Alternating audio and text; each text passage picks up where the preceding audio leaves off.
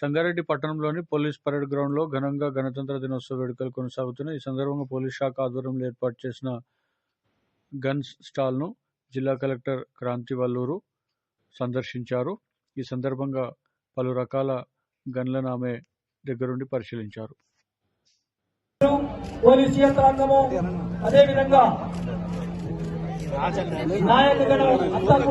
Fastest growing crimes globally.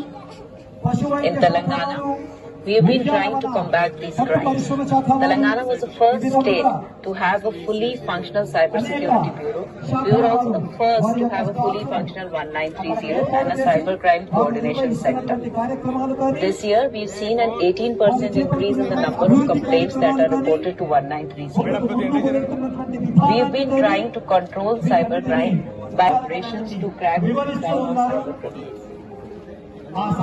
We have seen that more than 56% and therefore it is very essential to be careful on what you do online.